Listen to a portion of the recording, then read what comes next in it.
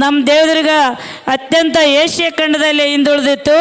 ಆದರೆ ಅಂಥ ಒಂದು ಹಿಂದುಳಿದ ತಾಲೂಕವನ್ನು ಇವತ್ತು ರಾಜ್ಯಾದ್ಯಂತ ಗುರುಸಂಥದ್ದು ಮುಂದುವರೆದಕ್ಕೆ ಕಾರಣ ಯಾರಪ್ಪ ಅಂದರೆ ಸನ್ಮಾನ್ಯ ದೇವೇಗೌಡ ಅಪ್ಪಾಜಿಯವರು ಮತ್ತು ಸನ್ಮಾನ್ಯ ಕುಮಾರಣ್ಣವರು ಅಂತ ಭಾಳ ಹೆಮ್ಮೆಯಿಂದ ನಾನು ಹೇಳ್ಕೋಬೇಕಾಗ್ತದೆ. ಇಡೀ ಎಲ್ಲ ಕ್ಷೇತ್ರದ ನನ್ನ ಜನ ಕೂಡ ಅದೇ ಭಾವನೆ ಇಟ್ಕೊಂಡಿರಿ. ತಾವೆಲ್ಲರೂ ದೇವೇಗೌಡ ಅಪ್ಪಾಜಿಯವ್ರು ಬರ್ತಾರಂದ್ರೆ ಸಾಕು ಎಲ್ಲರೂ ಒಂದು ಸಡಗರ ಸಂಭ್ರಮದಿಂದ ಕಾಯ್ತಾ ಇದ್ದೀರಿ.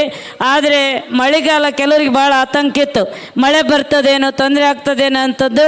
ಆದರೆ ದೇವರ ಆಶೀರ್ವಾದ, ಯಾಕಂದರೆ ಧರ್ಮ ಇದ್ದಲ್ಲಿ ಯಾವುದೇ ಅಂಥ ತೊಂದರೆಗಳು ಆಗೋದಿಲ್ಲ ಅನ್ನೋಂಥ ಒಂದು ಮಾತು ಹೇಳ್ತಾ ನಾನು ಕೂಡ ಸಾಕಷ್ಟು ಅನುದಾನವನ್ನು ನನ್ನ ಪಿರಿಯಡಿನಲ್ಲಿ ಪ್ರಯತ್ನ ಮಾಡಿ ತಂದಿದ್ದೀನಿ.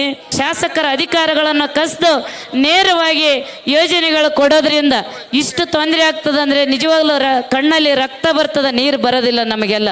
ಯಾಕಂದರೆ ನಮಗೆ ಈಗಾಗಲೇ ಹಿಂದುಳಿದ ತಾಲೂಕಿಗೆ ಸಾಕಷ್ಟು ಅನುದಾನ ಅವಶ್ಯಕತೆ ಇರೋದ್ರಿಂದ ಈ ಏನು ಸರ್ಕಾರದ ಒಂದು ಧೋರಣೆಯಿಂದ ನಿಜವಾಗ್ಲೂ ನಮಗೆ ತೊಂದರೆ ಆಗ್ಯದ.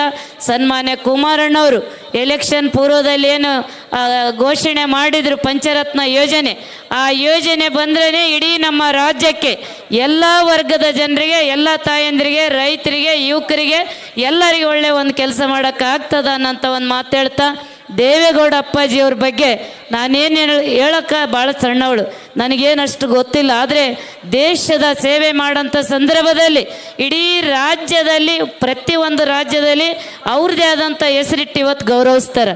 ಆದರೆ ನಮ್ಮ ಕರ್ನಾಟಕದಲ್ಲಿ ಏನು ಕಮ್ಮಿಲ್ಲ. ಇವತ್ತು ಕೆಂಪೇಗೌಡರ ಒಂದು ಜಯಂತಿ ತಮ್ಮೆಲ್ಲರಿಗೆ ಶುಭಾಶಯ ಹೇಳಿದ ಸಂದರ್ಭದಲ್ಲಿ ಇವತ್ತು ನಮ್ಮ ನಾಡಿನ ನಿಜವಾದ ಕೆಂಪೇಗೌಡರು ಅಂದರೆ ಸನ್ಮಾನ್ಯ ದೇವೇಗೌಡರು ಅನ್ನೋಂಥ ಮಾತನ್ನು ಇವತ್ತು ನಾನು ಹೇಳೋಕ್ಕೆ ಇಷ್ಟಪಡ್ತೀನಿ.